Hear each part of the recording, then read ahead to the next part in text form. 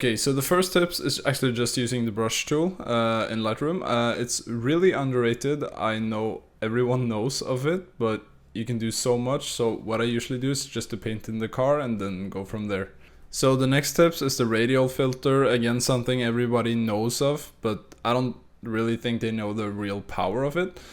You can put it over the car and you can either invert it to adjust mostly the car, maybe make it a little brighter or something, or you can keep it as it is and you can create a vignetting or just mainly change the background. Next important tool is the spot removal brush. Just use it to remove things that aren't pleasing to the eye or that is taking focus away from the subject, but be careful not to overdo it. Tip number 4 is saving the presets of the edits that you like.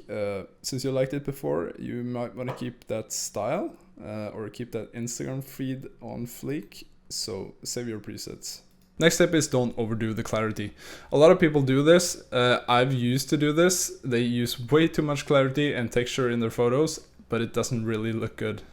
Next tip is don't overfade your blacks. A lot of people do this and I get that it's kind of artsy, I guess, but you lose so much detail, and personally I just prefer to see them non-faded or just a little bit. Next tip is be subtle.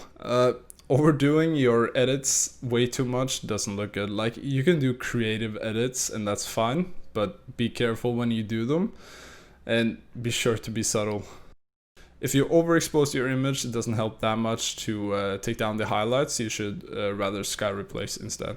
Make sure you keep the color of your subject. In this case, it's a car, and especially if you do the orange and teal. A lot of people have a tendency to do orange and teal. I think it's really cool.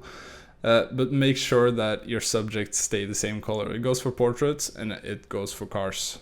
Next step is use the gradient filter. Like, everybody knows of the gradient filter, but they don't know the true power of it.